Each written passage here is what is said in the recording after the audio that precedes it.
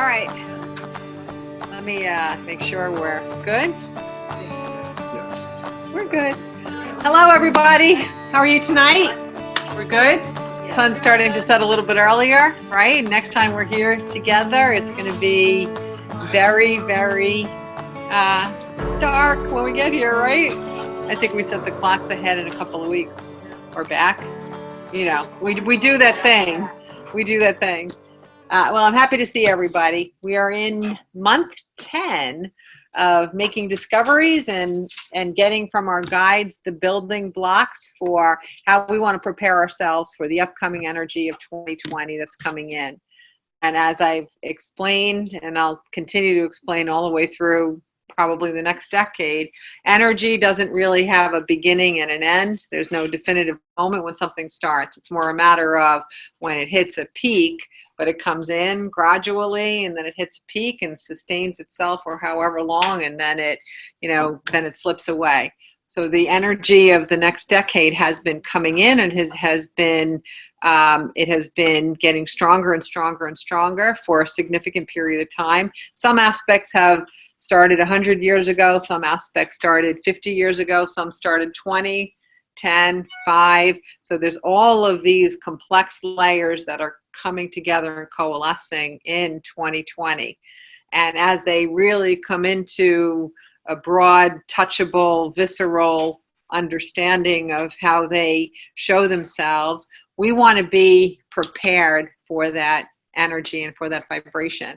I think that we're going to see some extraordinary changes coming, and those extraordinary changes are ones that can buoy us and help us to get to better and better places when we're prepared.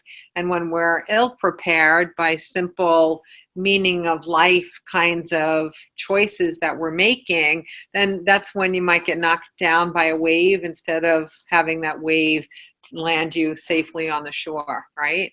It's a good way of looking at it. You want to ride with energy instead of having energy tumble you.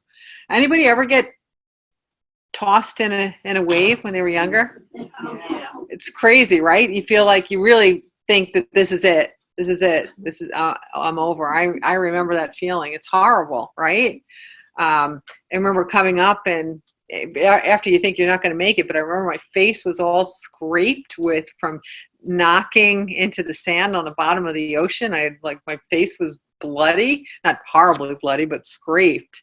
But that feeling of top, bottom, and it just seemed to go on forever. Sky, sand, mouthful of sand. That's what we want to avoid now. We want to get to the crest of the wave, and we want to ride that in, body surf it all the way in, nice and smooth, and let it do the work with us. And that's pretty much a good summary of the energy that's coming, is that the universe's energy is going to help us get to where we want to be more readily in the upcoming wave than it previously was. It wasn't helping us. It's always been helping us. But the strength of that partnership is going to become more apparent and more abundant. So the building blocks that we're talking about this year is designed that if you review them and you keep them as a part of what you pay attention to in the upcoming year, and even beyond that, just keep paying attention to those 12 building blocks, and what you'll wind up seeing is that you are riding the wave, and the wave is helping you to get to wherever it is you want to be. Okay, I find it kind of entertaining that in the very beginning, when I started to do this kind of work, one of the metaphors that was always given to me was about putting a drop into the waters of humanity, and let's see how far we can push out those ripples. And now here we are, where we're in a point in history when we drop something into the waters of humanity, the universe is going to push it out farther for us when we are attuned. When we're 100% asleep, it'll be like, thud, there goes your rock. But when we're attuned, the universe takes that energy and vibrates with that energy and just keeps pushing it out and pushing it out. And that's our goal, okay? In addition, we've been increasing the number of questions and answers that we do. And I think it's effective. That really is the goal, is that when you show up your guides show up. And it helps for us to think in the context of what our real life experiences are, not just talk about wisdom and spirituality in the context of it being philosophical or separate from us, but to use your real life examples and questions and curiosities to open up to broader perspectives and understandings of how things work, what we're doing, what this means, what's going on, and how can I make the most of it. It is always amazing to me the difference between when I'm sitting at my desk and I'm writing an essay versus when I'm in front of any group. The energy and the sense of where my information comes from changes based on who is in the room. I no longer feel the need to determine every source of information that I'm getting because it's just overwhelming. But you'll always see that when you think that I'm answering a question you haven't asked yet, or someone else wrote a question that was on your mind, or say exactly the right thing that you wanted to hear on this day, it's because it's true. It's because that symbiotic, amazing magnetic energy brings us together so that we can benefit from the influence of each other. And we can benefit from the influence of me being able to attune to the guides who are actually present, not necessarily the guides who are not present. Okay? I just want to make sure that I have the chat open so I answer questions when they pop up as well. So let's start out tonight. Did everybody write down a question? No? All right, just write down your question and we'll take a little bit of a break in a little while and you can pass them up. But let's start out with what the building block of the day is. And because we are in the 10th month, I'm not going to go into details about the other 9 because now we have way too much, and that's a very, very, very big crash course for us to get through.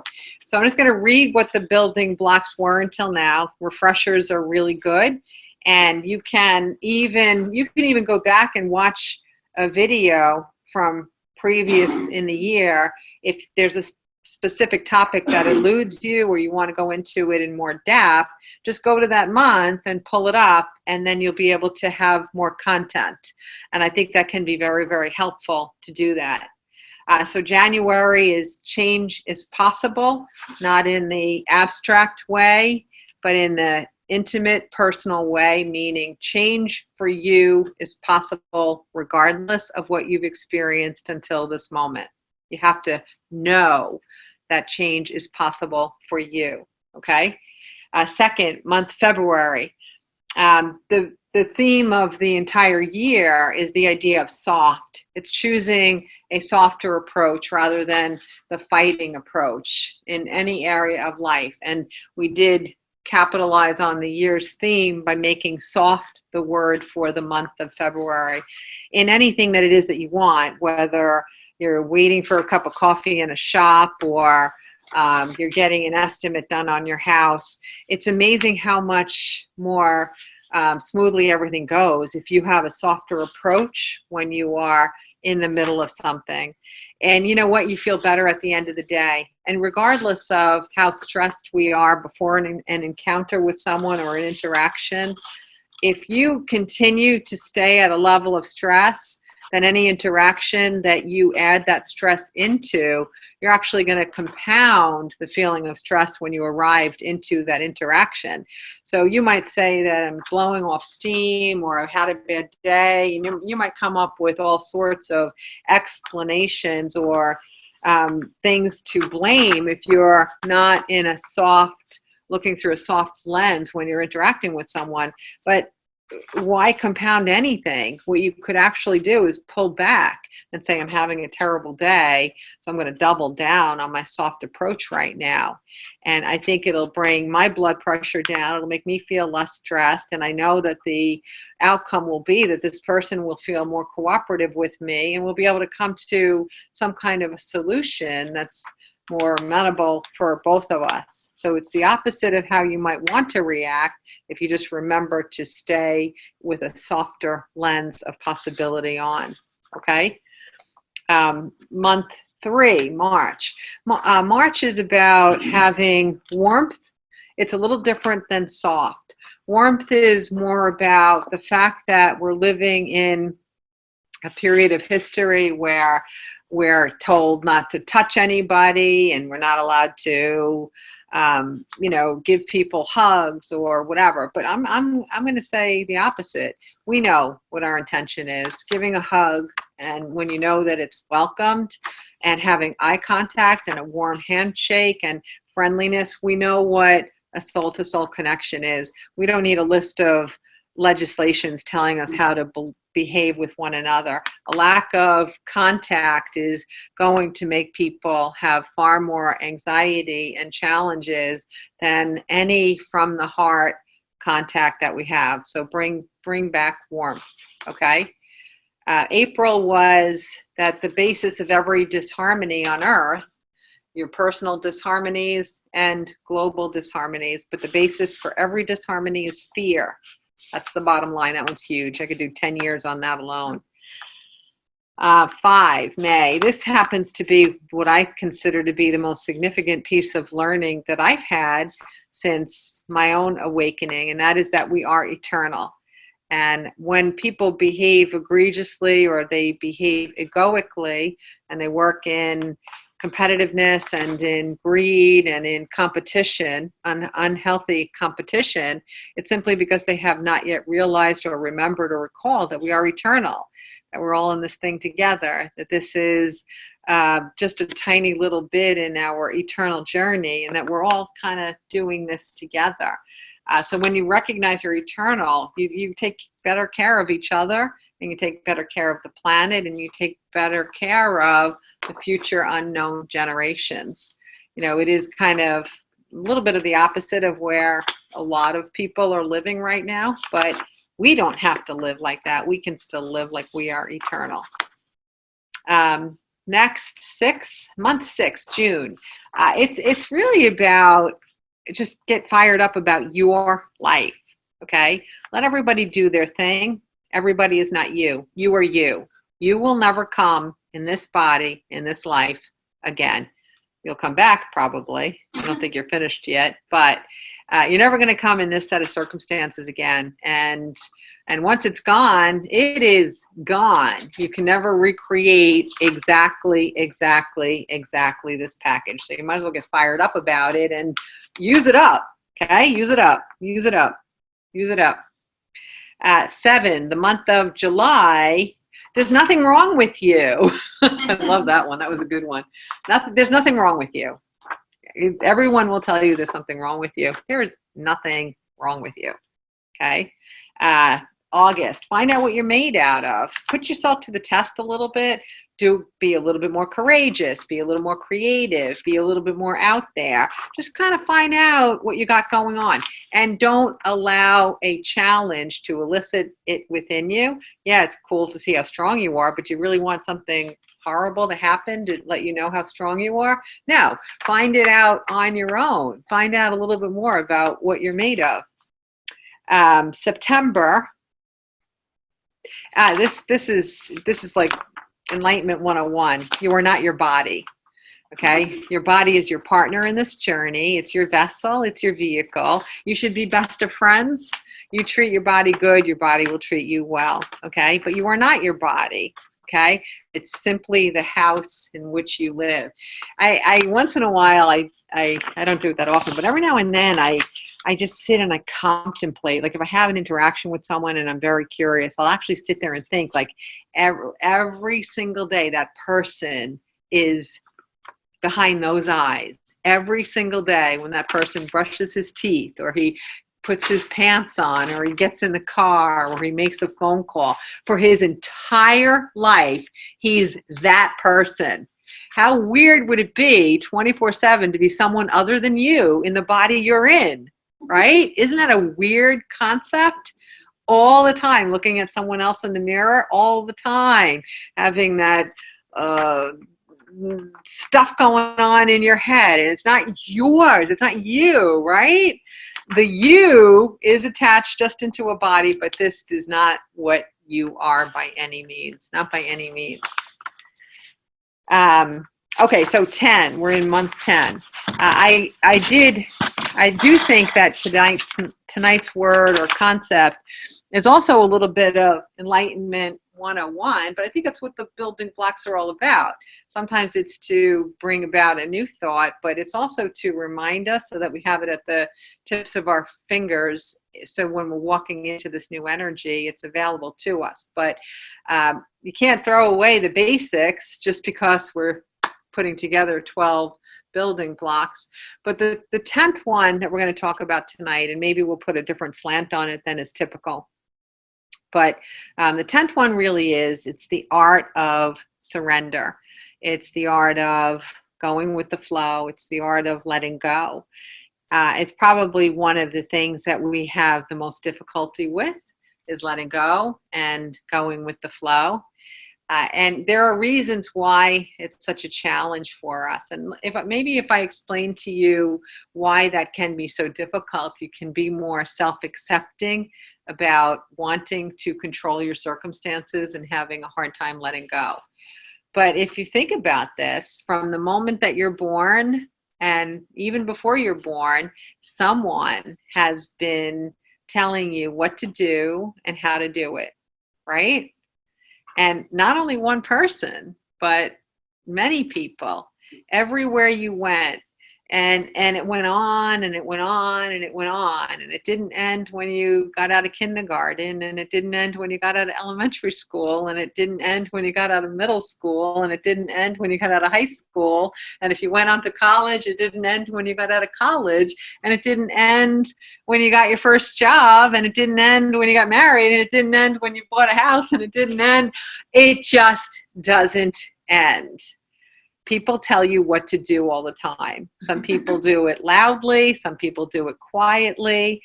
Some people do it in a way that they try to create an impression that you're unworthy or inferior or inadequate if you don't do it the way that they are prescribing.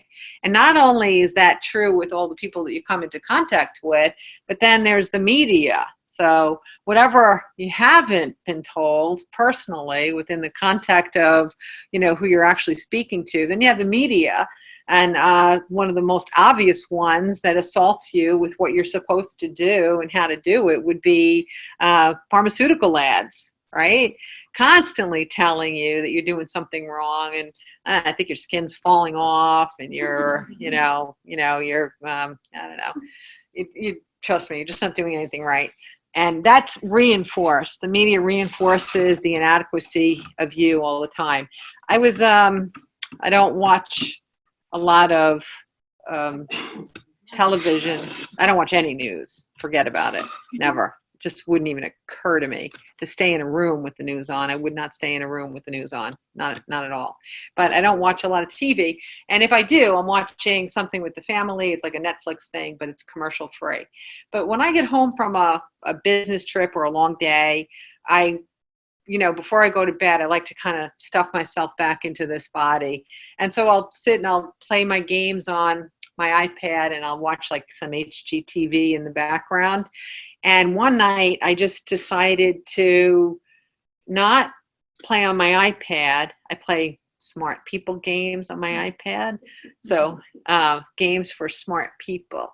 So I don't play them very well, but I play games for smart people. So anyway, I decided not to do that. And I just watched a half hour of like the show. And that meant all of the commercials. And I have to tell you, it's been years and years and years and years and years since I sat through a half-hour program with commercials in it. And I was dumbfounded by how commercials suggest your inadequacy. I mean, it's mind-blowing. You don't keep your house clean enough. You're not driving the hip car. You're definitely not consuming the best wine.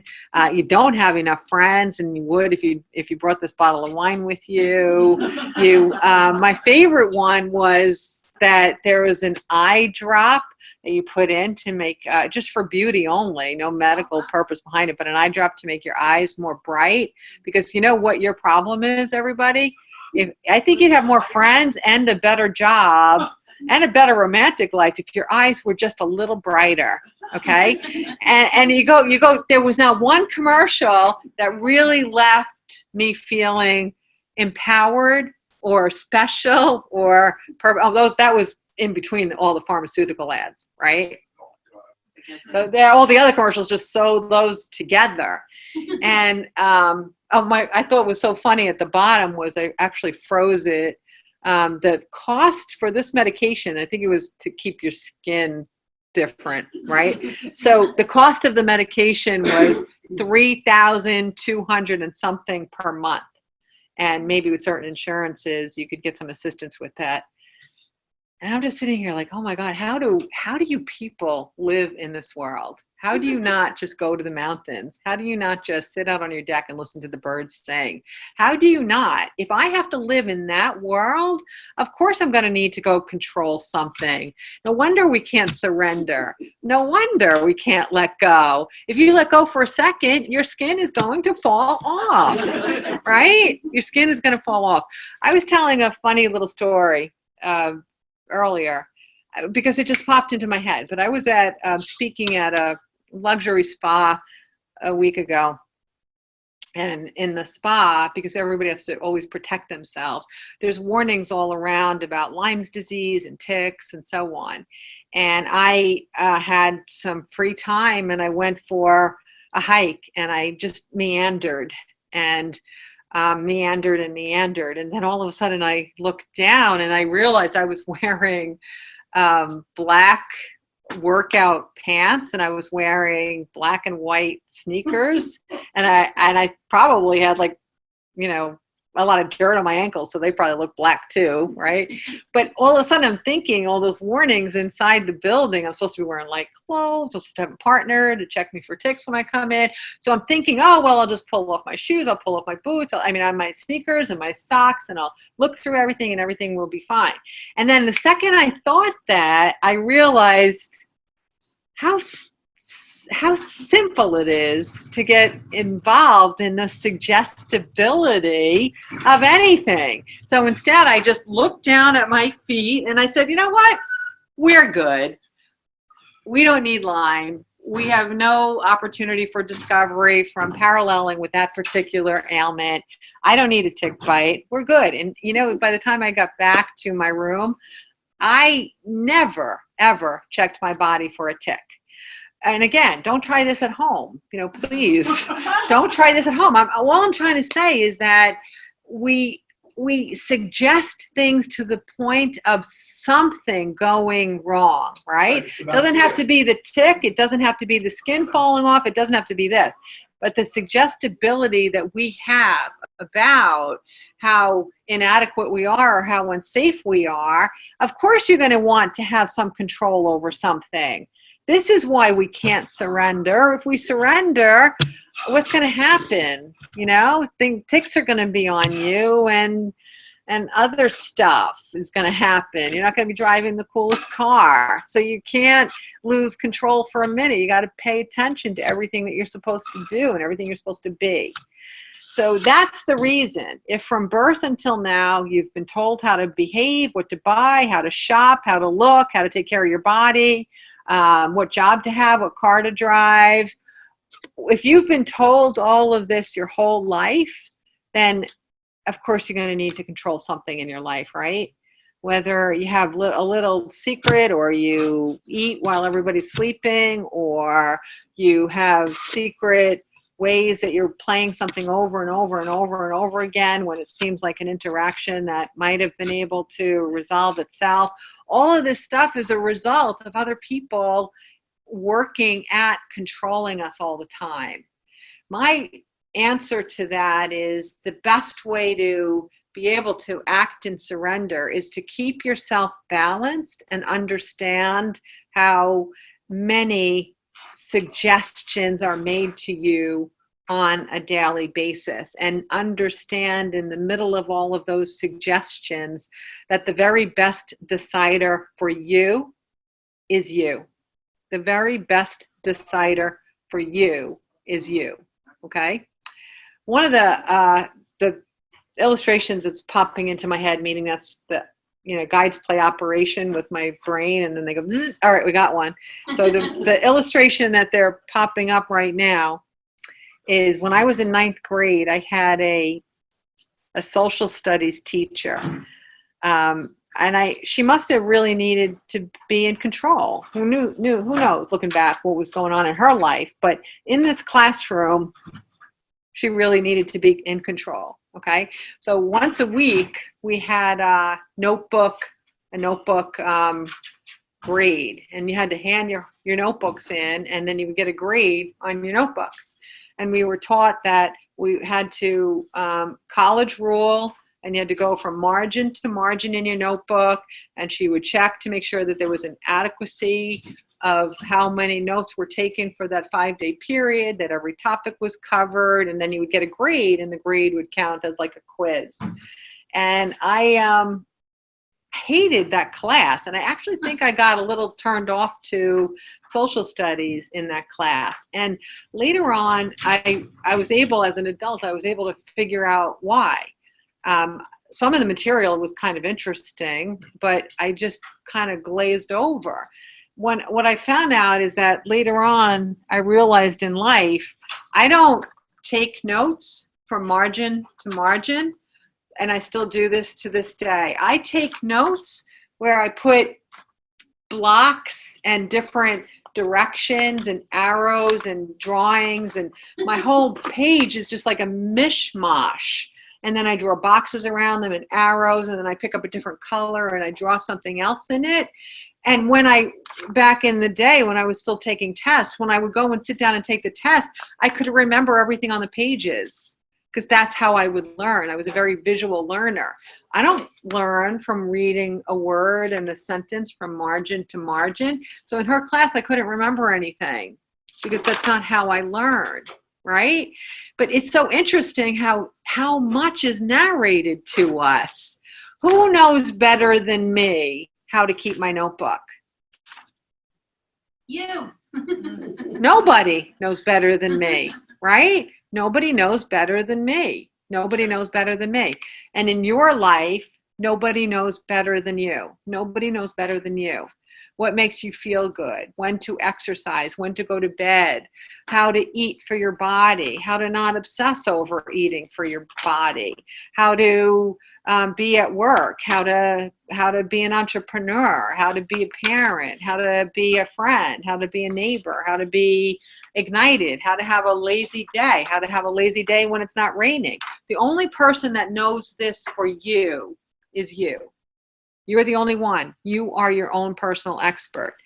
And when you take back that power to be able to decide more things for yourself, then you'll find that you will let go of a lot of resistance and a need for controlling things.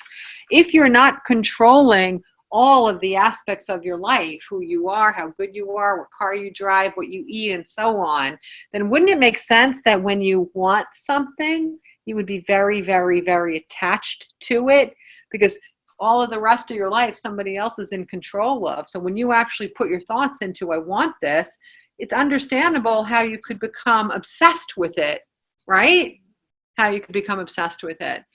And when you are obsessed with anything, or you're micromanaging anything, from an improvement to a goal to a destination to a path, when you micromanage that, it's the opposite of surrender, and it creates resistance. It creates a tunnel where the other stuff can't get in. It becomes blocked. And the flow of all of the possibilities that the universe can give you, they're blocked. They can't get in there. They just can't get in there. One of the things I'm seeing a lot these days, and I'm sure everybody, is an increase in chronic body disharmonies, and an obsession with, trying to find a diagnosis when there's none known, or they haven't been able to get one, or they have a diagnosis, but they still haven't been able to find a treatment protocol that helps them with their diagnosis. And then it becomes an obsession. constant reading, daily diaries, writing down every morsel of food, writing down our bathroom habits, going to a different doctor, reading another book. What are you doing? What you focus on will expand. If you become obsessed with your body disharmony, what are you telling your body disharmony? It's all about you. It's all about you, me and you forever. Nothing else is going to get in here. It's just me and you forever. How is that thing supposed to melt or dissolve or find the fluidity of a reharmonizing partner if you're protecting it and coddling it and smothering it and suffocating it so badly, right? It can't. It's just going to keep hanging on because you've told it is the whole of your existence. You've told it that nothing else matters. You've even told everybody that nothing else matters. Well, I had a good day a week and a half ago, and that was on a Tuesday. Next time I have a good day, I'll be sure to ring you up. And yeah, I would love to go pumpkin picking. You've told everybody that it's just you and this thing. Just you and this thing. Well, if you really want to carve out just you and this thing, then pay that much attention to it. The same thing is true about a relationship, right? Oh, I want to be in a harmonious relationship. I want to be in love. I want all this great stuff. Well, all of a sudden, someone pays you a little attention, and you're measuring things. Like when was the last time he called? I texted, and 6 minutes later he hasn't texted, but I know he's available. I wonder why he didn't text. Let me send another text. Sorry if you didn't get my text, but did you get my other text? Like, well, what are you doing? What are you doing here? You're not surrendering. You're not living in the flow. You're not letting it go. You're not letting it breathe. You're not letting it be, right? You're not letting it be. Surrender means that you can set your sights on something that you want because you're allowed to want. You're allowed to want a harmonious relationship with your body. You're allowed to want, and you're allowed to have a harmonious relationship with other people. You're allowed to want, and you're allowed to have a harmonious romantic relationship. We're all allowed. We all have the birthright to the fulfillment that we want in every area of our life. You're allowed, okay? But you gotta let it have some room to breathe. The analogy that I've been getting more and more lately, it's about embers. If you're on Survivor or you're on an island and you don't have a flint or you don't have matches or any other means to light a fire, you better do everything that you can to keep the embers warm so that when you want the blaze to come up a little bit, you got something to work with and it's not dead cold. So think about that. What do you do to keep the embers going? You attend to it a little bit, right? But if you attend to it too much and you put too much stuff on there and you go over it and you hover over it and you peek inside, you're going to smother it and it's going to go out. It's going to go cold.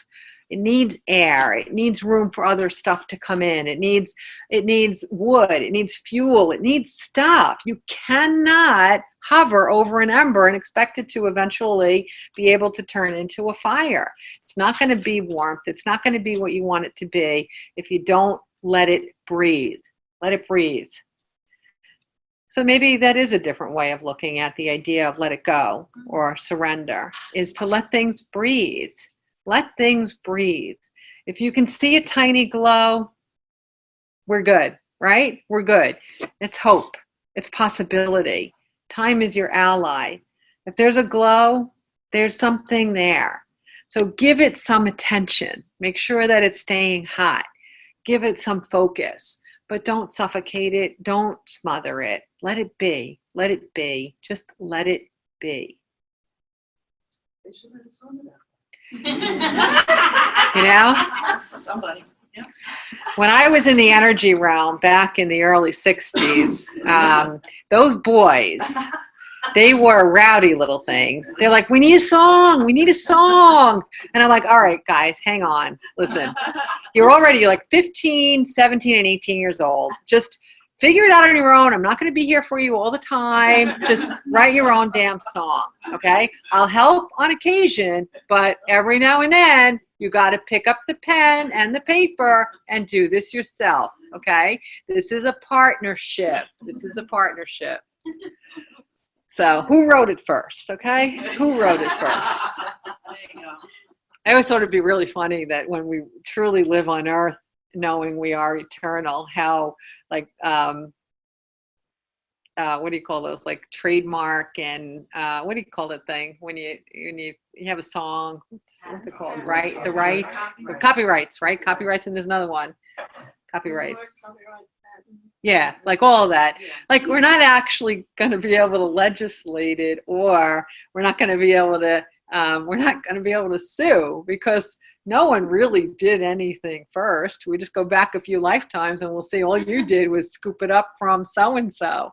Or even better yet, I can find out that I took it out of the head of someone, in the fields of Wyoming at this moment, right? Scooped it up from them.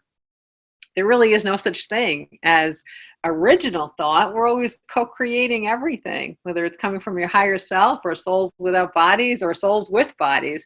It's all just a shared big vibrational experience that we're all sharing. I always got such a kick out of that. So anyway, who wrote Let It Be? Let It Be. Let It Be. That is the question. Who wrote it? Any thoughts, people out there? Yes. So this applies to money, if you want to focus on bringing more money to you, health, like all of that stuff. Yeah, absolutely.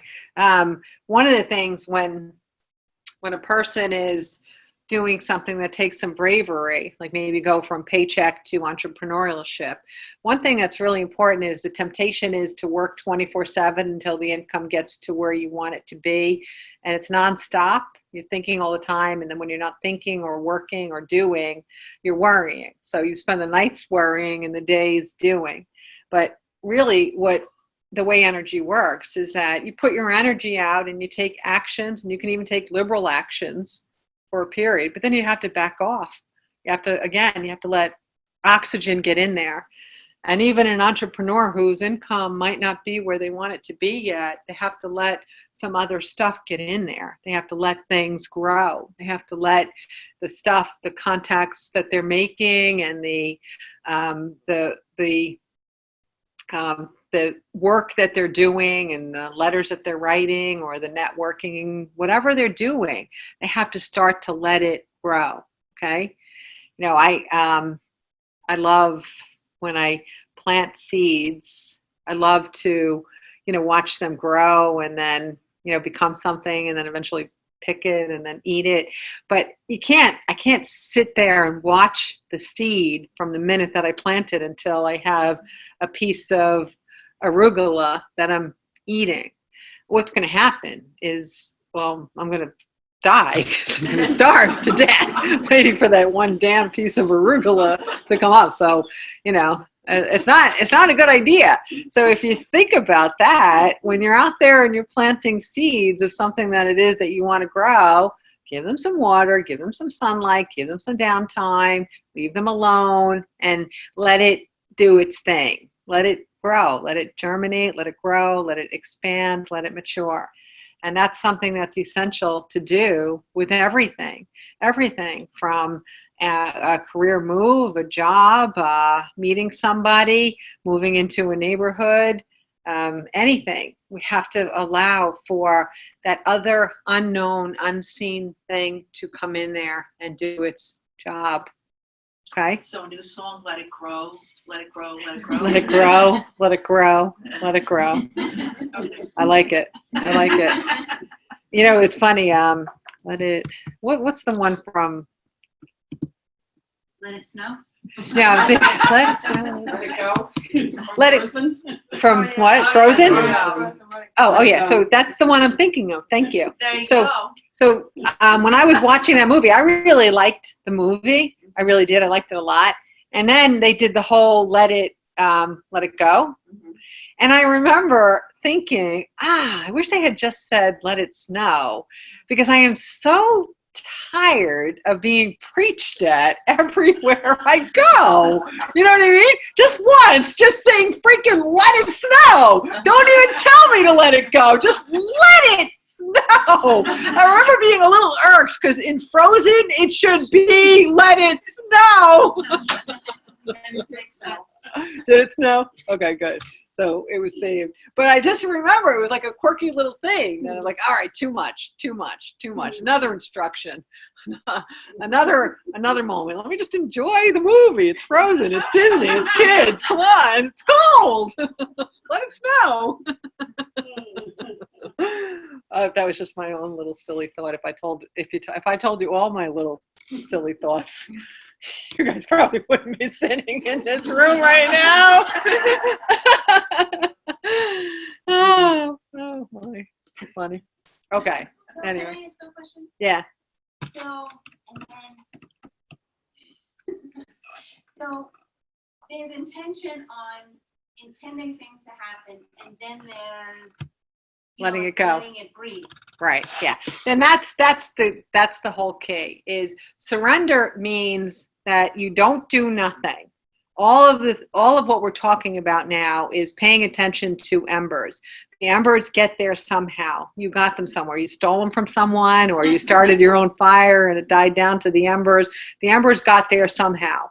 So it's not about being passive. It's not about watching your life and expecting things to happen simply because you're putting together a vision of how you would want it to be. It is this amazing, miraculous balance between having a vision of something that you want and believing that that's possible, and then taking actions and working on letting go of any misbeliefs that prevent you from thinking that you're worth having it happen, and then getting down to the other side where you also surrender.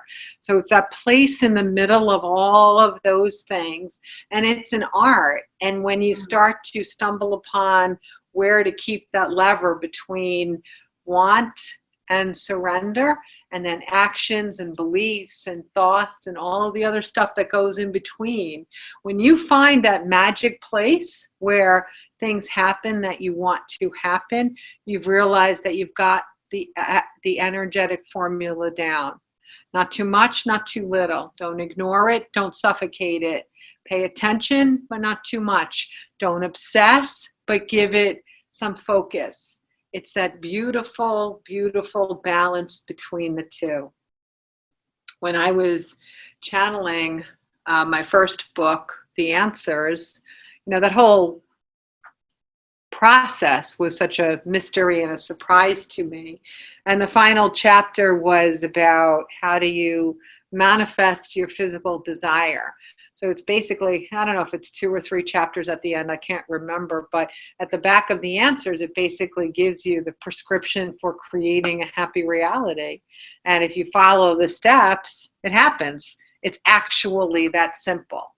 And as I was channeling it, one of the things that the guide that was giving me the instructions in, and I was getting the words from her, one of the things that she said was there's something called the 10 list at the back of it. She said, focus, put happy focus and happy attention for 5 minutes a day, 3 times, 5 minutes a time, 3 times a day to this 10 list. And in the beginning, I didn't understand anything about a 10 list. I didn't understand about the 5 minutes, 15 minutes a day.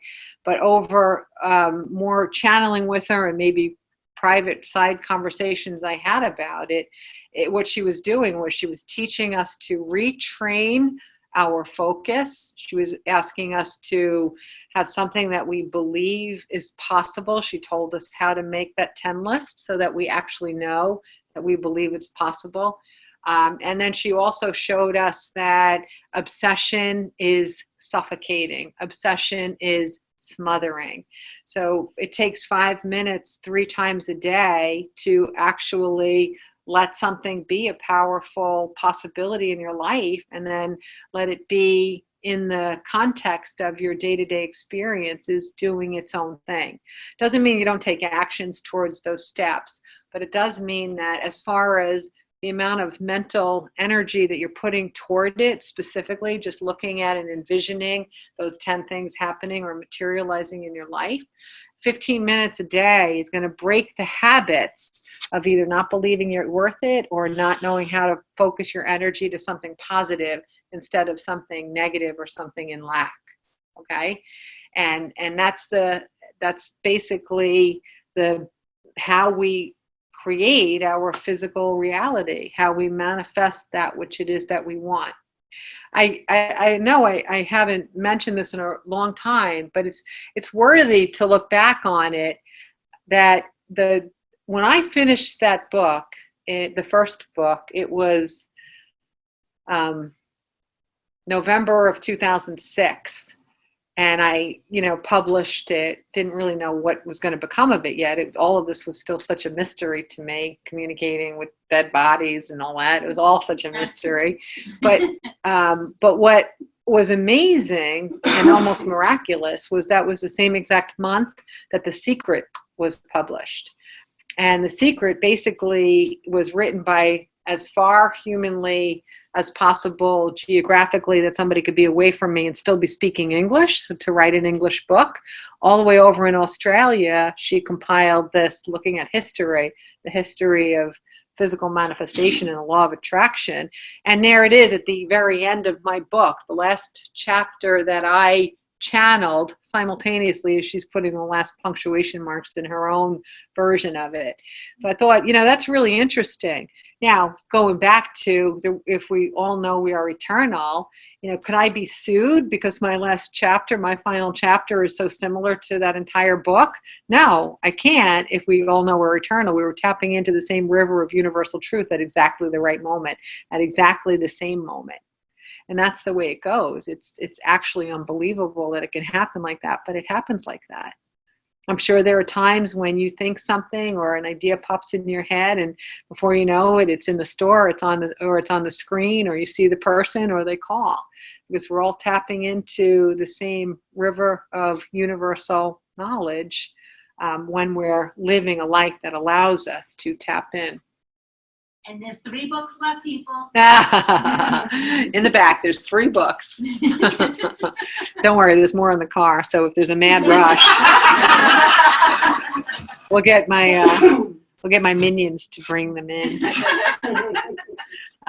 There's more where those came from. And they're online too. People online. Any other thoughts so far about just tonight's topic of surrender and letting it go? I was joking about the let it snow. I did get that quick. Just let it snow in this movie, would you? I don't need a self-help movie at the moment. I just want to watch a little Disney and a little singing. But regardless of that, I am happy in the end that let it go is what's in there, because how many millions of people saw the movie and how many little children are running around dancing to it and singing it.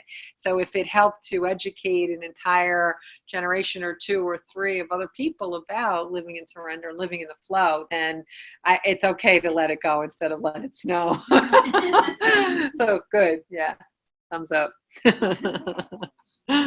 Who's going to be a character from Frozen for Halloween this year?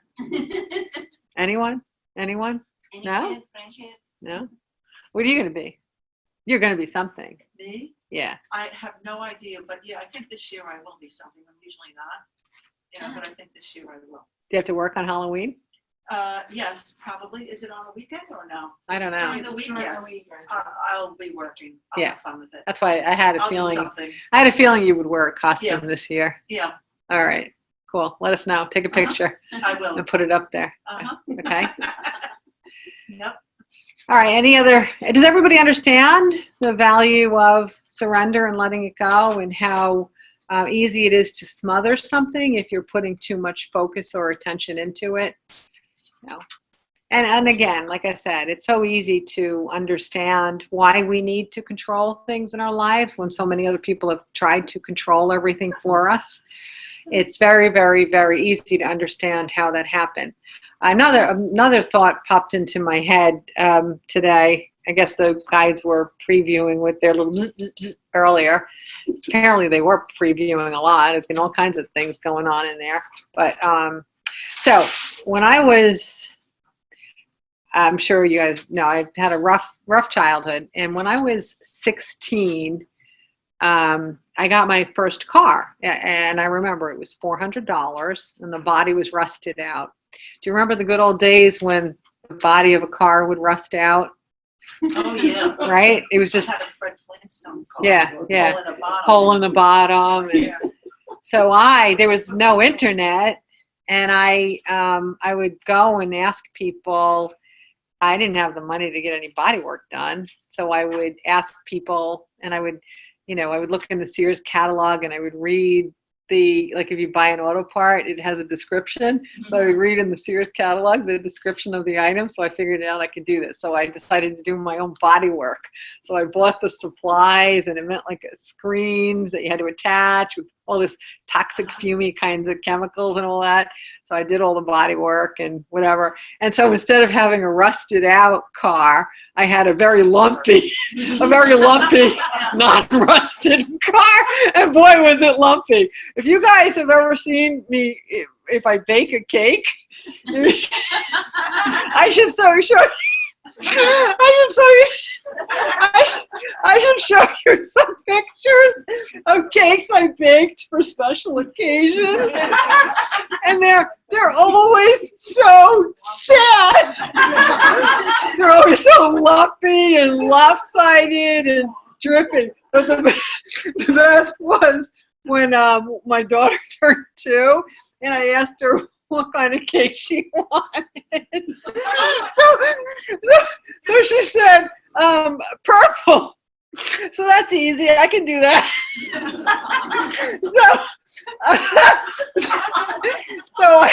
Hey, Karen. Take a breath. So anyway, I didn't know how to do that, but I really tried. And next time I'm gonna bring you a picture of the cake, because it was like solid, like puke gray. It was a shade of purple that the human eye cannot see, and it was lumpy, and it went down like that. And I remember just being so grateful that this kid didn't know how bad it was.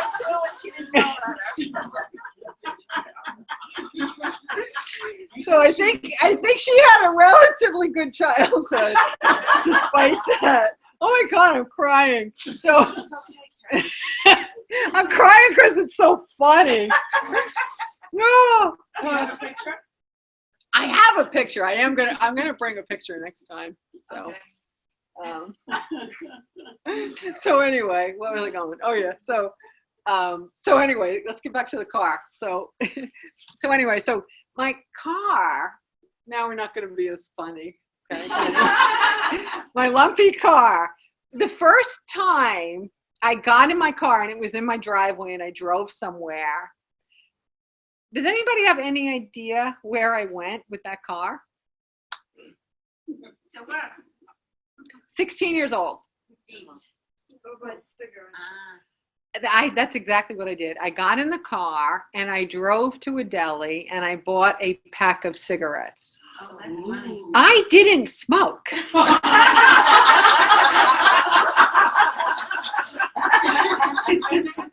But you could. Wow. I didn't even smoke. I drove and I went and I bought a pack of cigarettes.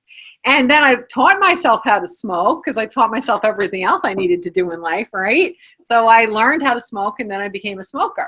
And then it wasn't until looking back on it in hindsight that I realized I went and I bought that pack of cigarettes because driving away from my house in my own car was such a weird sense of freedom. Yeah. I was in this zone I'd never been in my entire life, where somebody wasn't controlling or ruining every area of my life, that I went and I bought a pack of cigarettes because I could. Yes. Right? Now you know why. Why do we control our weight? Why do we have habits? Why do we have obsessions? Why do we have addictions? It's because everybody's been suffocating you for your whole life, right? Makes sense. But it makes it so easy to forgive yourself. I went and I bought a pack of cigarettes. You gotta be kidding me. Who does that? I just didn't know what to do with that sense of liberty. So what do? You rebel. You do something you're not supposed to do, I guess. right? That's what I did. He was. Nutty. And then I wound up smoking until I was 23. Yeah, right? Amazing. Amazing. Really cool. Oh God, I can't believe I smoked. I personally think it's like disgusting now when I think back on it. But man, I did for that many years. Wow, I don't know how I did that. Ugh, yeah, no, not my thing. Not my thing. But I'm not one of those reformed smokers that runs around telling everybody else what to do either. Definitely not that person either. All right, let's take a quick 5-minute break, and we will return and bring your questions and answers up, or just pass them to the front so no one has to hand them in and have me wonder whose is whose or anything like that. And we'll answer them when we come back. Thanks, guys. Okay, so welcome back, everybody. While we were on the break, the home viewers missed out on our conversations about hiking, but we are one of the outings we'll be doing in Grenada is a hike with Grenadians and a whole bunch of them, and we're also going to be going with the American medical school in Grenada. We're going with them too, the professors and the students. So we're going on this nice big hike, but we're doing it in a way that you can be a beginner, or you could be a pro. We're doing it in a way that anybody from any level of fitness can have a good time and enjoy it with us. Yeah. So, is there like a packing list of things we No, should bring just- other than like yeah. shows? A bathing suit? I mean, is there like anything special that we should know? Yeah, within 2 to 3 weeks before, you guys will get a list. Probably toward the end of December, you're going to get a packing list and much more details. So within that last 30 days, you're going to be getting a lot more information about what to bring, what our activities will be, and so on. Okay? Okay. But apparently, one of the wonderful reasons why I picked Grenada is that it's just absolutely stunning and a beautiful, beautiful, beautiful place to hike and to walk. Beautiful. It's got everything: volcanoes and mountains and beaches and caves and waterfalls and yeah, it's got everything. It's got everything. Okay, so let's dig into our questions. Drum roll, everybody. Yeah, first question. What is the difference between selfishness and acting without love, or simply being self-protective and not being able to give not being able to give anything more? All right, so basically we're looking at selfishness versus self-preservation. That's a really good question. That's a very good question. Yeah. Thank you to whomever. Question of the day. Question of the day. It's a great question. All right. You have heard me say that the guides help us to understand that happiness, the metaphor is like when the flight attendants are showing you that if the oxygen masks fall, attend to your own need before you help others with their masks, because then you all have the opportunity to have oxygen. Happiness is the same thing. You got to pull your mask down and breathe it in first. Because if you attend to the happiness needs of others without attending to your own, they can be happy or not. It's still going to be their choice. It's not your choice, but you'll be dead, so you have no chance of being happy in this lifetime. That's how it goes. So the answer is you got to attend to your own happiness needs first. Now, here's the thing about it is that what does happiness mean? It's not really a matter of the word selfish.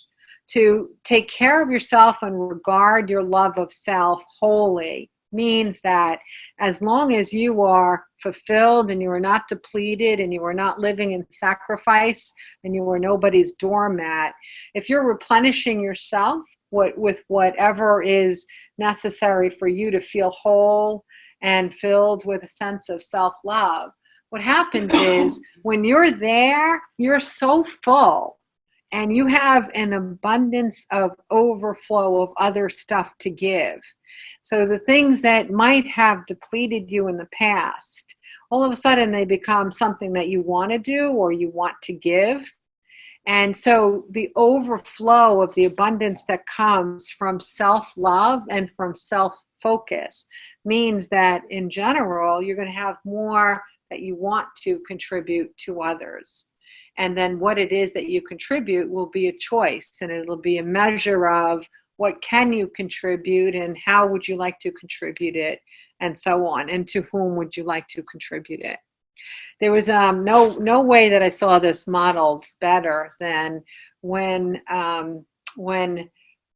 we swapped roles in my house when I started to do this, and I became the primary breadwinner and my husband became the primary caregiver. One of the only skill set that he didn't really pick up was like cooking, and to me it was important that the family eat, at least some modicum of food. Let's say that. I wanted some healthfulness in it, some regularity of meals and stuff like that, and that wasn't happening. So I was working, there were years when I was working so many hours, it was unbelievable.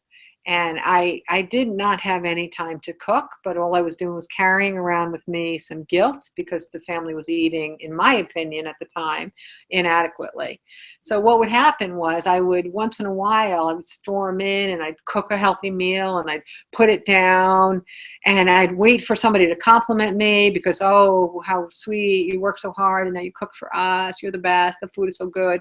That never happened. Nobody paid any attention to the food, and I really didn't get any compliments because I was putting such a crappy energy into it, right?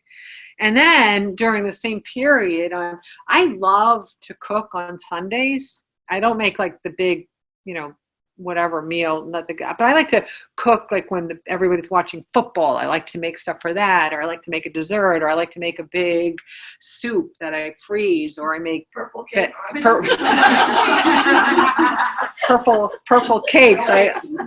I love to do that. And what's really amazing is during that period, if I would, once every 2 months actually cook all day on a Sunday, I got so much compliments on everything that I made. And it was because I was actually cooking with love. I was cooking because I wanted to. I wasn't cooking out of sacrifice.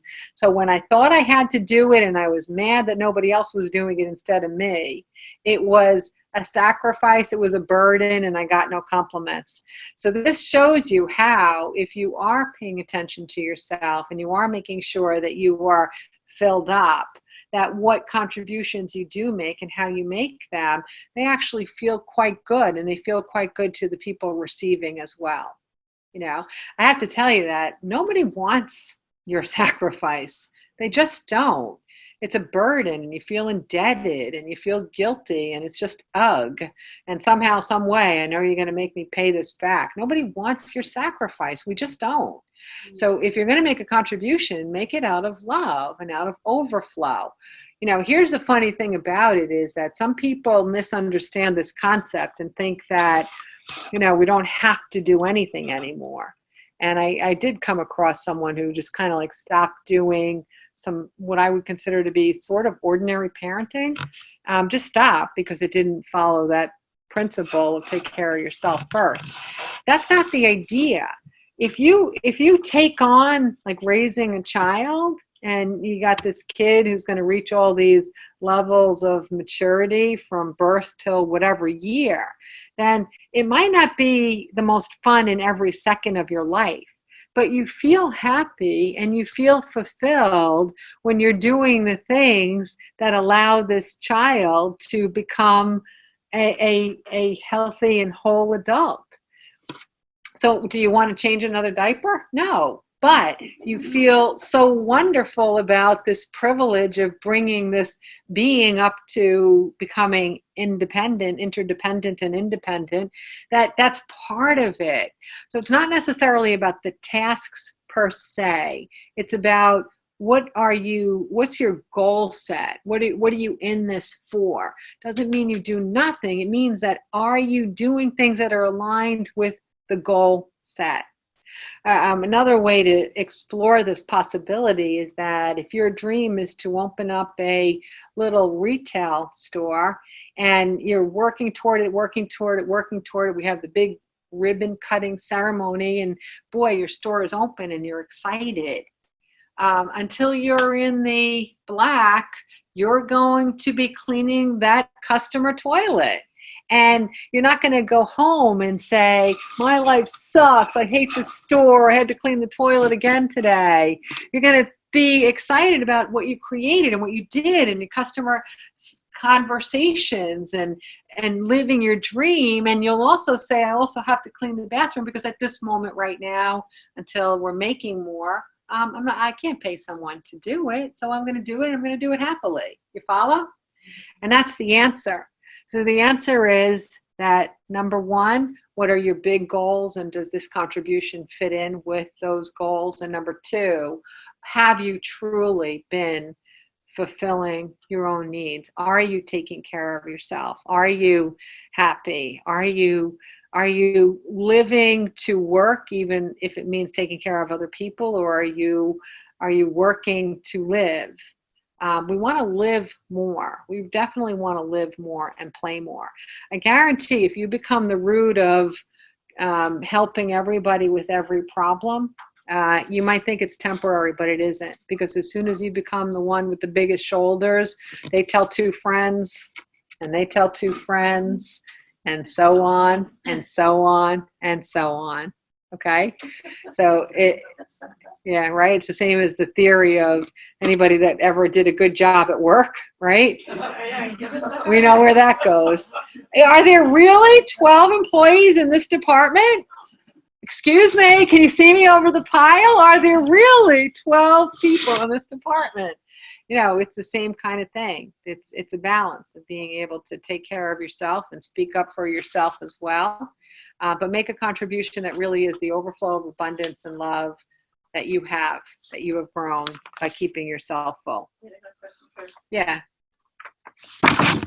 If you were in a plane and it was going down and your children were sitting beside you, would you really put the mask on yourself, or would you tend to your children first? Well, I would think, huh?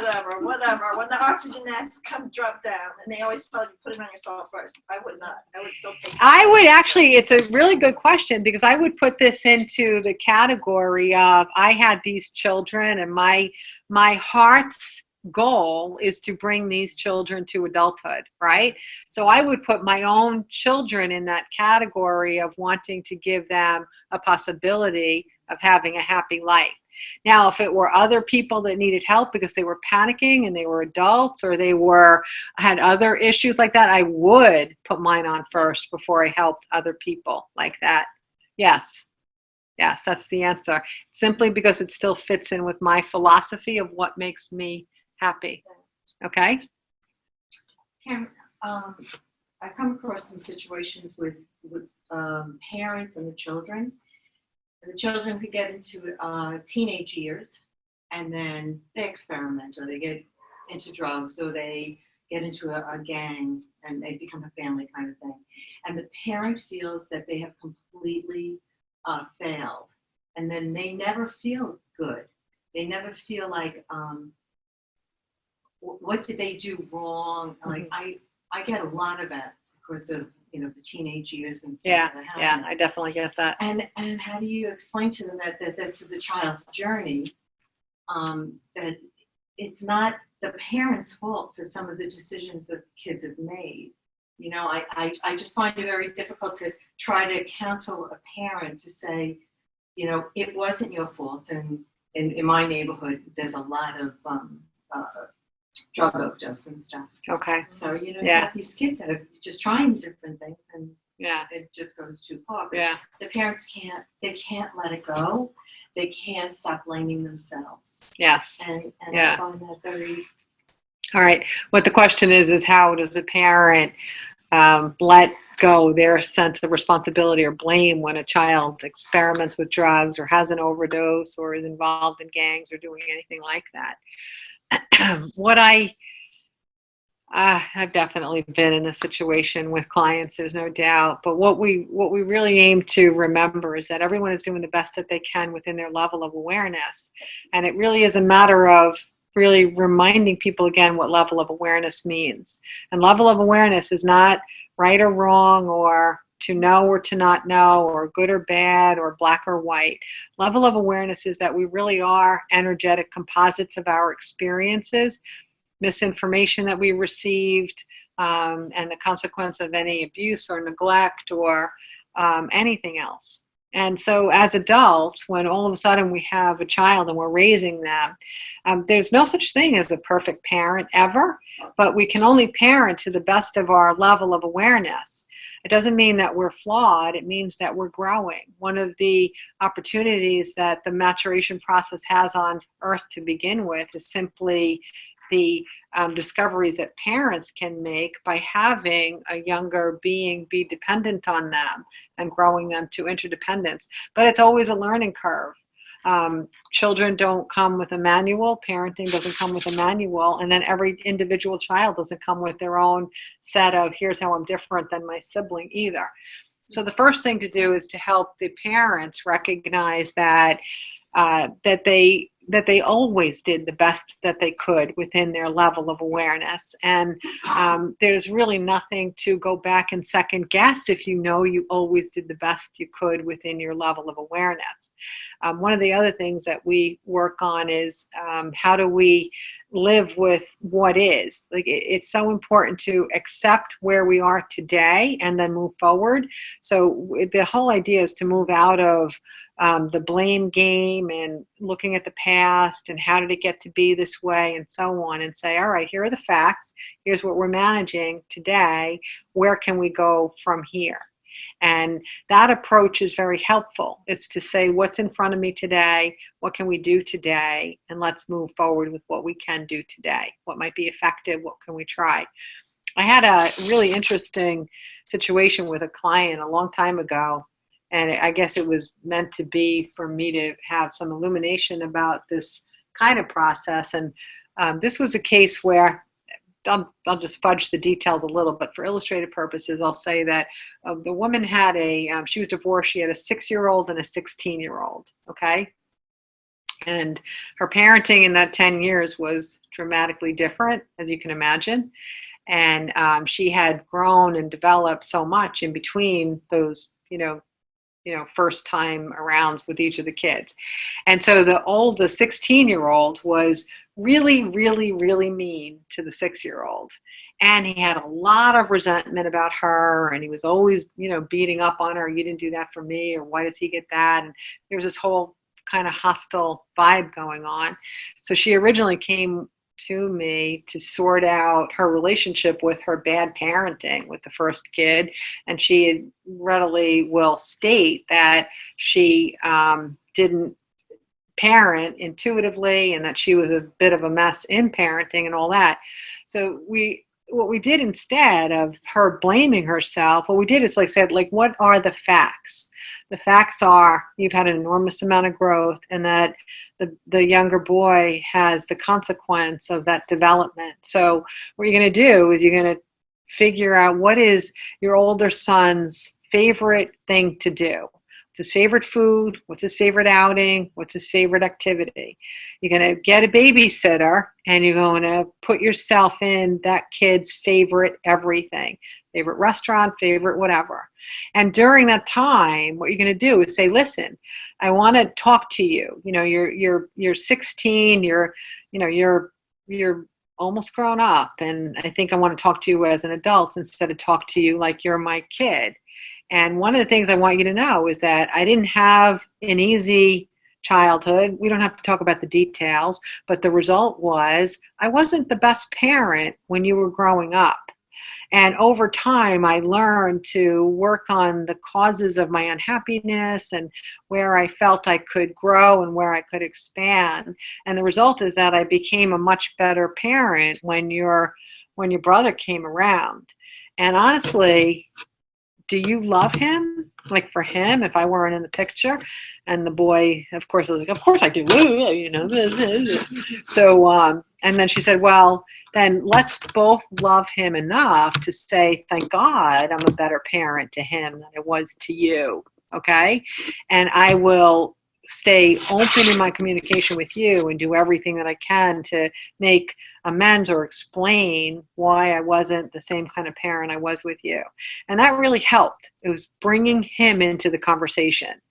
And so what we sometimes do, even if we think that we were parenting really well, sometimes we still make it about you, and you are this big, and then it's me, and this is so bad for me because I'm a bad parent. But when we can actually, no matter how troubled our child is, we can actually just have a real conversation with them. We could actually just have a real conversation. And I'm not talking about the kind of conversation with, do you know how we're going to feel if you die? Do you know how we're going to feel if you get arrested? Do you know how much money? I'm not talking about, that's not a real conversation. It's just not. But a real conversation is, listen, I went through stuff. You're going through stuff. This person went through stuff. Let's just like figure it out together. Let's like really just figure it out. That's a real conversation. And that's not usually the approach that we take when we have a troubled child. Talking about your real feelings of inadequacy or your real challenges that you had growing up or the real mistakes that you made growing up. When we're not trying to be a perfect parent and we just are being real, we can wind up having a better relationship with that child no matter where they are within the scheme of separateness or togetherness. Okay? I think the best way to get past your kid thinking you're the enemy is actually to just stop being the enemy. And don't be their friend either, because that's not going to be a help. But just be real, you know, be a soul. Talk to the person as though they are a soul in a body, and the body's having a lot of challenges. So get back to just real eye-to-eye contact, real conversations, and not about right or wrong or fear or have to or rules, but get back to the real intense heart-to-heart. Okay? But the number one thing I would always work on with any parent like that is, number one, to take away their version of any responsibility or blame. And like you were saying, I didn't reiterate it because I thought you did a really good job, but that you do help them to understand that every person has their journey. And it's not for us to decide when somebody takes a physical life. It's not for us to decide what is this child's soul's intention. What are some of the masks and layers that they're getting from this childhood, and what are some of the stuff that they brought into this journey? How are they going to work it out? You know, when we look at how different siblings of the same parenting and the same approximation in time, how different the siblings are, then we certainly know that our parenting techniques is not the only element at play in how adults emerge from that particular setting. There's a lot at play. Soul's intention, the level of awareness of the child at birth, what their vibrational energy is, how different elements of the household hit them, what they absorb and what they deflect. We could have two people who get hit with the same thing, and one is happy and singing and the other one is devastated and crawling, right? It's everybody is having a different reaction to the energies and the influences around us. We can't predetermine what energy every single child needs in every single circumstance. You know, but what we can do is we can, you know, liberate ourselves from the feeling that anything that went sideways in our child and their development or in their life is our fault, because it's a journey. It's just a journey. It's always a journey. I mean, even today, in today's world, if we were to count the number of kids that are in their 20s and they're on medications for anxiety, is that every single parent's fault? No, that's society's fault. We're the ones that made these kids so afraid.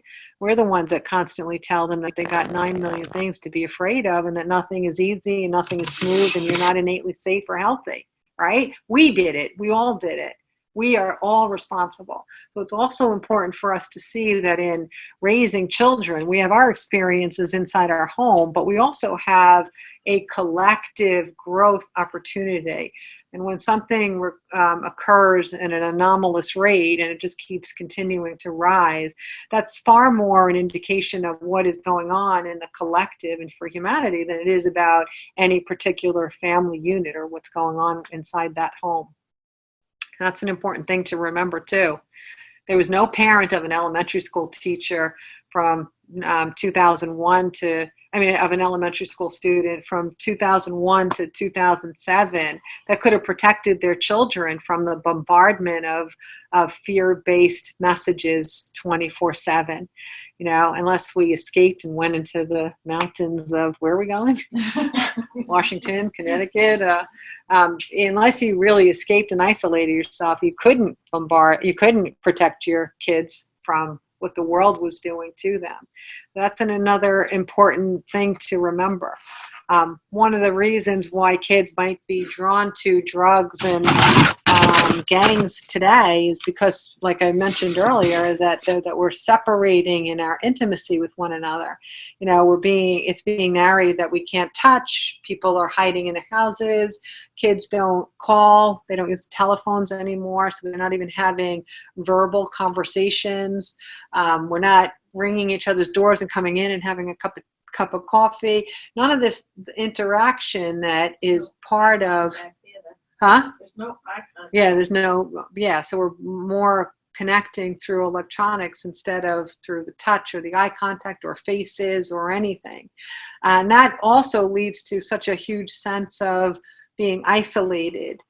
And you also can understand how isolating it is to think that the version of what life is supposed to be like is what you're witnessing on social media, which is nothing but primarily fiction anyway. So if you're scrolling all day and this is what this one's doing and this is what that one's doing, this is how this one is so happy and this one is this and this one is that, that's their story. That's what they're putting out there. It doesn't necessarily mean it's true.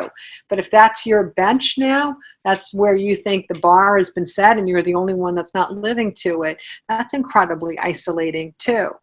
So like I was saying, how there's a collective component to the raising of a child and the raising of a teenager, and there's a collective influence to being a teenager or being a child.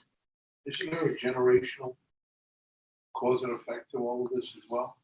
Because many times things that happen to, say, Karen or Anthony, we could, unless we break those chains, replicate them. Oh, absolutely. And so many of our parents replicated what their parents. Yeah.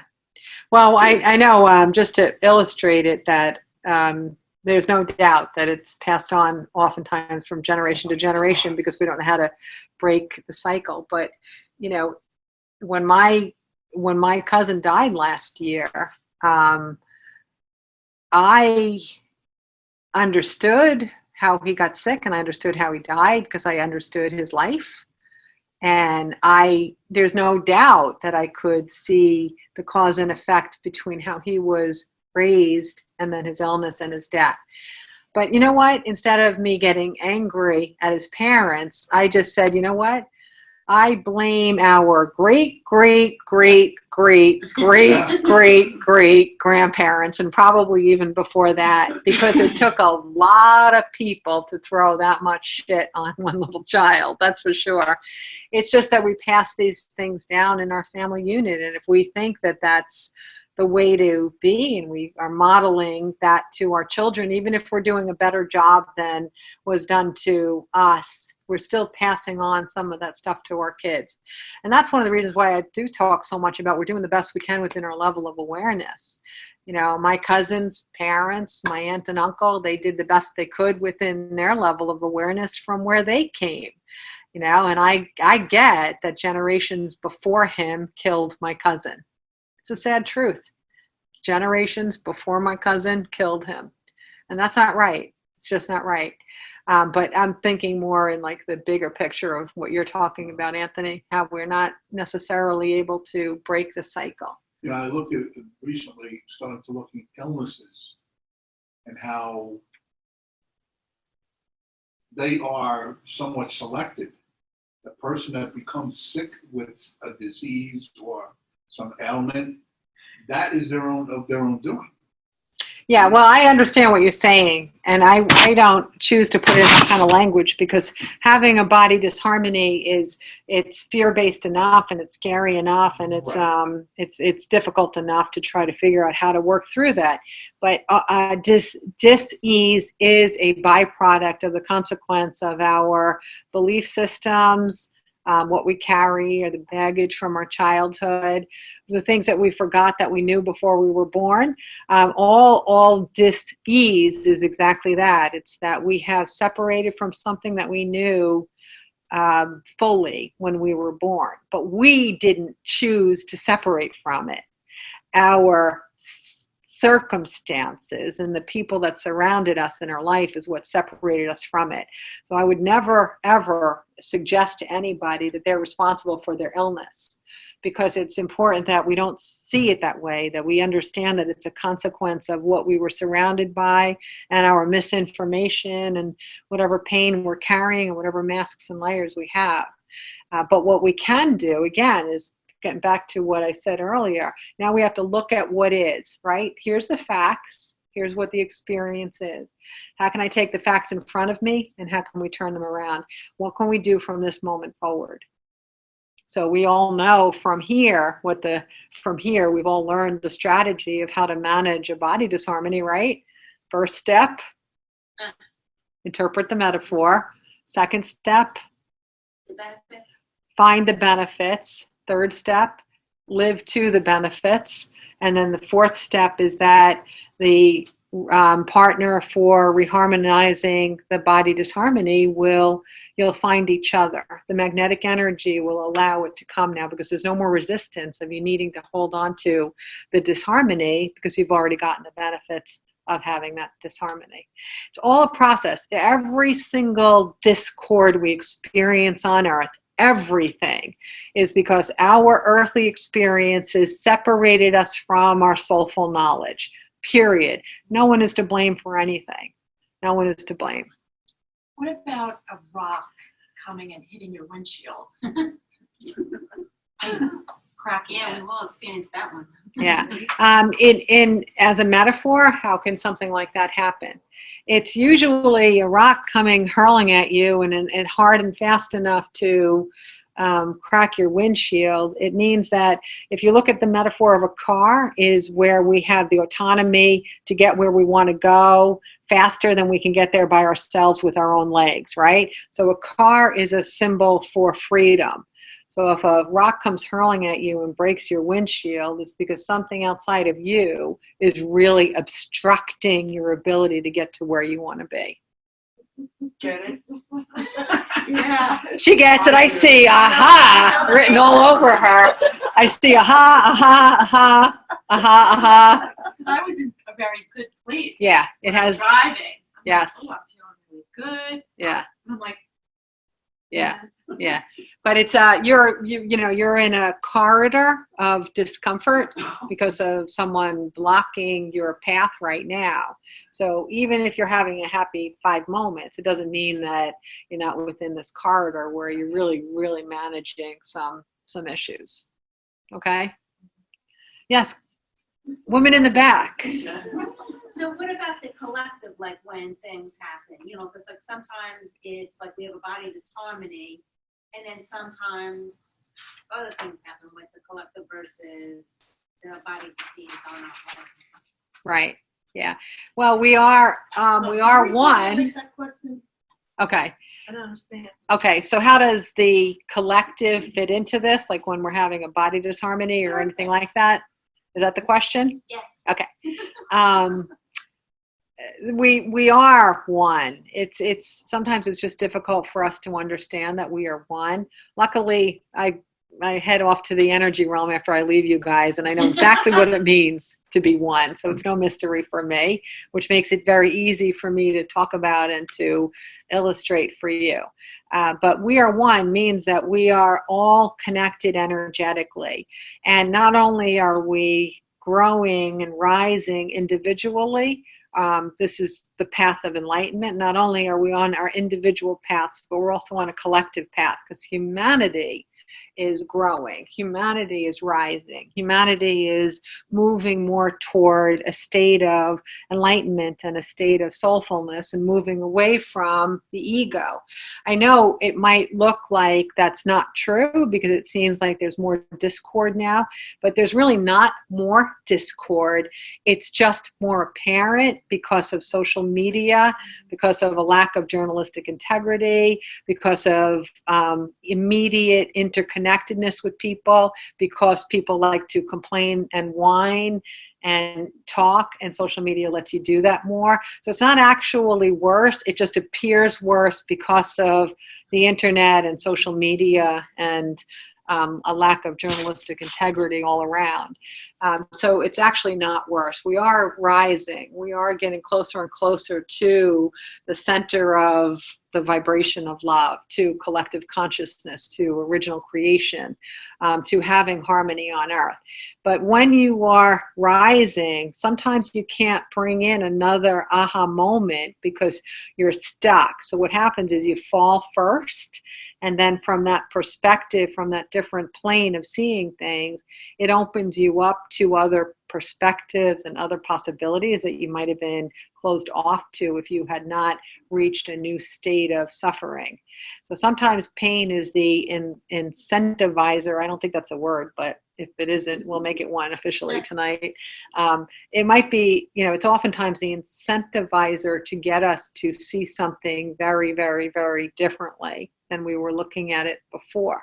It opens up new pathways in our brain. Pain changes things, where when things are the same and things are static, even if they're static bad, you don't generally bring in new perspectives because you're so caught up in the habit of your perceptions, your beliefs, your thinking, your feelings, your actions. So you have to, it's difficult to rise from that without a catalyst. What happens is often we will sink first. So collective illnesses often give us rising illnesses often give us an opportunity to awaken more than just the individual, but awaken society.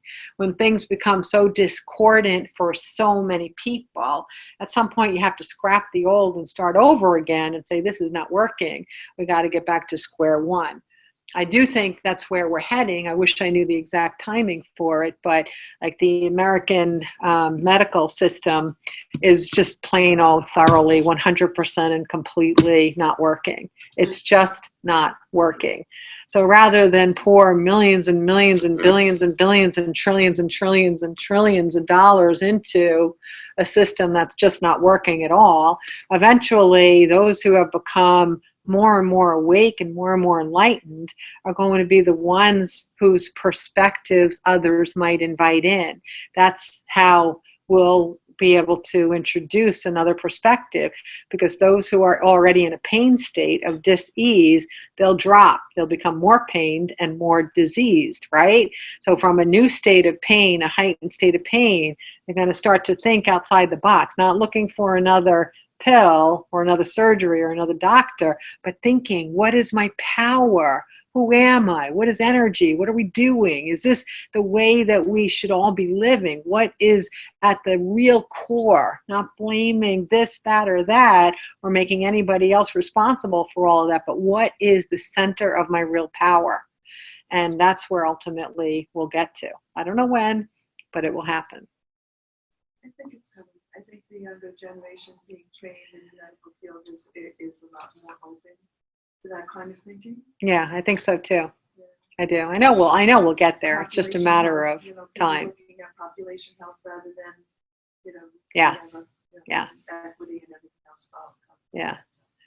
And when we get to the point that we're parodying pharmaceutical ads on Saturday Night Live, then we're heading in the right direction, because we all know we're totally saturated and disgusted by the way we are choosing to live, right? So yes, I agree. So when it gets to Saturday Night Live, then we do something? I don't actually watch Saturday Night Live. I'm just hoping they parodied it already. Anyone seen a parody on Saturday Night Live? If not, you should really suggest it. Because it would be funny as all hell. Somebody's got it up there. Yeah. My skin itches. And the side effects are it may cause. It's all right. I just rather have the skin fall off. I'm good.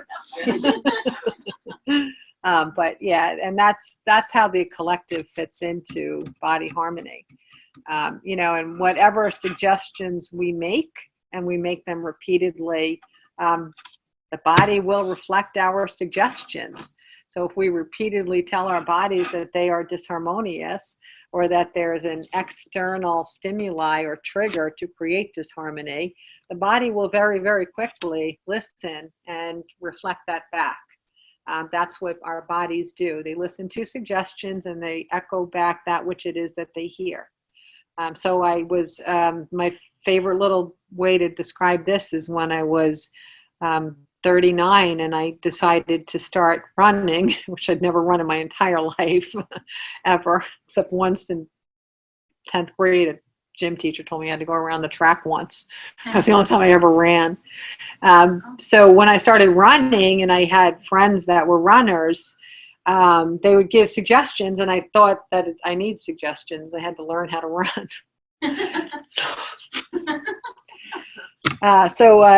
I heard from a few people that I'm just too old to start because my knees, I'm almost 40 years old, and my knees aren't going to be able to, it's just not going to withstand that learning, starting running at 40. So I was like, all right. So I ran, and then my knee hurt, and so I got back to the house after this, milestone of a half-mile run, and I'm like, oh my God, my knee hurts so bad. And then I got back into the house, and I remember thinking, if I start telling my body that you're going to hurt whenever we run, then what is it going to do? It's going to hurt and hurt and hurt and hurt and hurt worse all the time. The more focus I put into it hurting, the more it's going to hurt, the more it's not going to kind of be running with me. So I just, at that second, I said, body, that's bullshit. I said, we're in this. Let's just have a good time together while we're here. Run with me, and we'll have a good time. And I just really talked it up for a couple of days here and there, just fun, whimsically. And honestly, and that whole period of my knee hurting was about 2 weeks after my friends told me that I was too old to run. But after I spoke to my knee, and we were on the same page again, I have never, ever once had a pain in my knee again in all of the years I've been running. Okay, so it's absolutely mind-blowing how suggestible we are. What happened to those friends?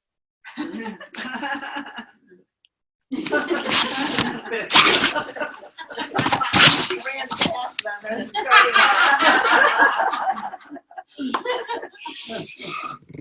Footnote. But it's totally amazing how suggestible we are. And all you got to do is pull up a little bit of science and see triple blind studies, and then the power of thoughts and the influence that they have in experiments. And you read about this, and you're starting to get into the quantum energy level of understanding how we really create reality. Nothing here is real. Everything is created through our thoughts. That's the bottom line. So we can blame, and we can pick apart, and we can say this and we can say that, but in the end, it simply is what we're thinking about, what we're believing, what we're saying to each other, what we're suggesting.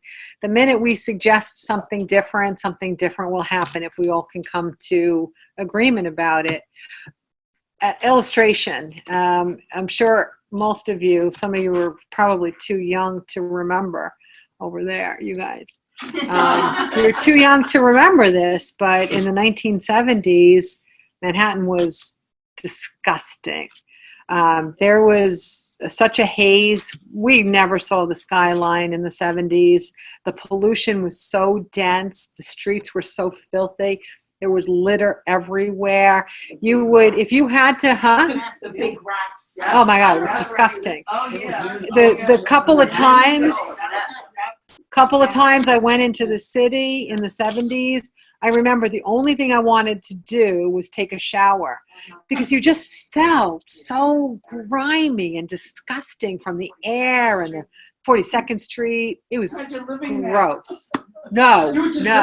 I was visiting one day and I was scrubbing down, totally scrubbing down. But even streets out here, people were throwing litter all There was over. litter everywhere.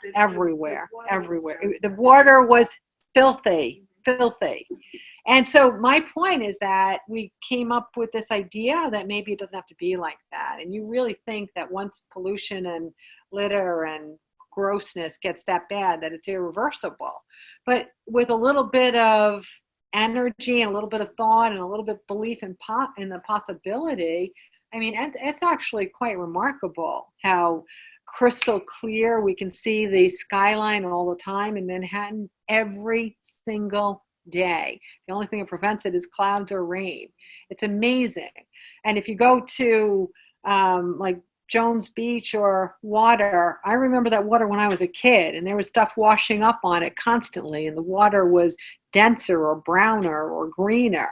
I go there today. There are places where I can see my feet. The water has completely regenerated, and that's a lot of water to turn around. If we can turn around an ocean of that size, we can turn around everything. So we want to be really mindful of what we're suggesting to ourselves and to others, because we are that powerful. This coming decade is going to be the decade in which we recognize how powerful we really are. Okay? Did you have a question? All right. Because we are going to stop the fear mongering. Yeah. All right. It's just about time, so I don't know if I want to. I think it's actually a pretty good place to end tonight, rather than start into another question. But just think about that over the next month, and when we come back in November, on November 11. On November 11th, 11/11 is our next meeting here. Oh, I like that. Oh, that's great. 11/11. I'll see you all here. I love doing events on 11/11, right? Yeah, we'll all be here on 11/11. Oh, I love it. And so I guess we'll stay and keep talking until 11/11 on 11/11. All right, you up for it? Bring a little food. No, we don't have to do that. We'll just pretend. We'll pretend we're on like California time, and we'll celebrate 11/11. I'm sorry. 11:13. Oh, darn, sorry.